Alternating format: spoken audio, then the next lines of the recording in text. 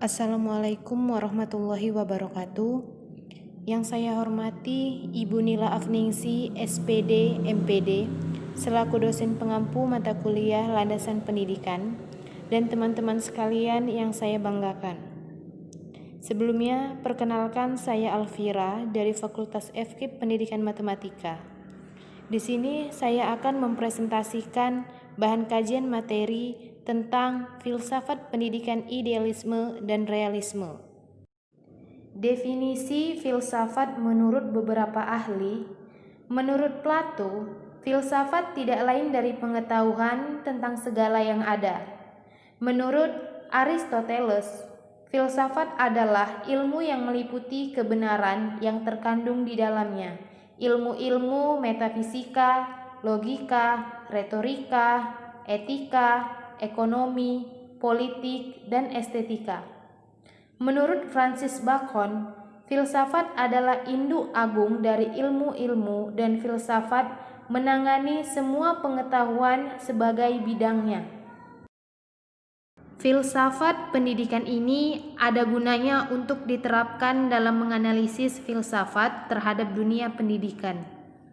Kita tahu pendidikan itu bukan suatu yang sederhana, tetapi sesuatu yang kompleks, yaitu pendidik dengan yang dididik.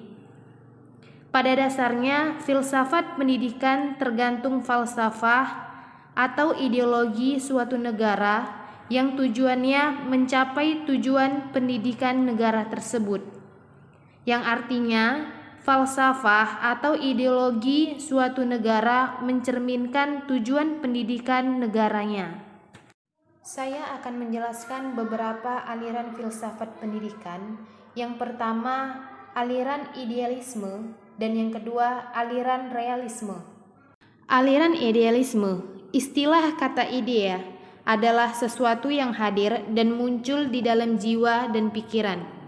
Idealisme bersifat monistis, yaitu memandang hakikat dunia pada dunia spiritual semata.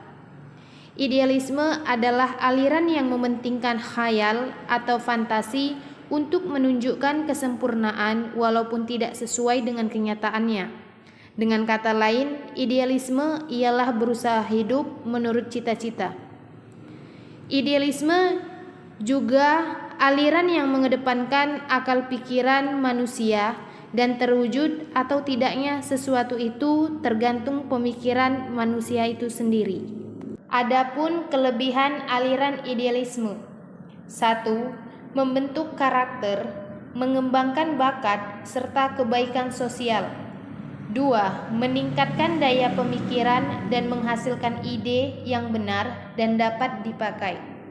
Ada pula kelemahan aliran idealisme, yaitu anggapan bahwa sesuatu nilai atau kebenaran akan kekal sepanjang masa.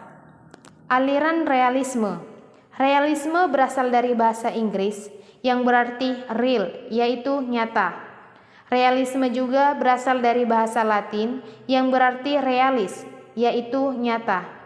Dalam bidang metafisika, realisme yaitu konsep umum yang disusun oleh budi manusia.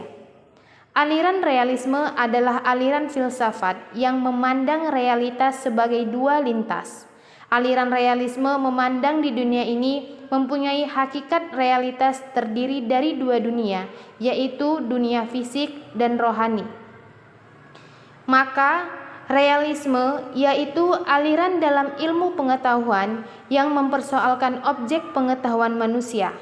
Aliran ini memandang bahwa objek pengetahuan manusia berada di luar diri manusia. Tokoh aliran realisme salah satunya adalah Franz Bacon. Beliau mengatakan bahwa realisme berkaitan dengan pikiran yang nyata dengan menggunakan sentuhan indrawi. Adapun ciri-ciri aliran realisme yaitu: 1. Tidak sejalan dengan pemikiran humanisme dan aliran yang mendahulunya. 2. Aliran masa kuno yang bersifat verbalistik dan berorientasi kepada alam nyata. Adapun kelebihan dari aliran realisme: 1. Program pendidikan terfokus sehingga peserta didik dapat menyesuaikan diri secara tepat dalam hidup dan dapat melaksanakan tanggung jawab dalam hidup bermasyarakat. 2. Peranan peserta didik adalah penguasaan pengetahuan yang andal sehingga mampu mengikuti perkembangan iptek. 3. Dalam hubungannya dengan disiplin, tata cara yang baik sangat penting dalam belajar. Artinya, belajar dilakukan terpola berdasarkan pada suatu pedoman karena peserta didik perlu mempunyai disiplin mental dan moral untuk setiap tingkat kebaikan. Dan ada pula kelemahan aliran realisme. 1. Pada tingkat pendidikan paling rendah, anak menerima jenis pendidikan yang sama. 2. Kekeliruan menilai persepsi tidak akan menjelaskan objek hayalan atau halusinasi. Semua persepsi tergantung konteks visualnya. Sekian dari presentasi saya. Jika ada kesalahan dalam materinya, saya mohon maaf. Dan saya akhiri dengan wassalamualaikum warahmatullahi wabarakatuh. Terima kasih.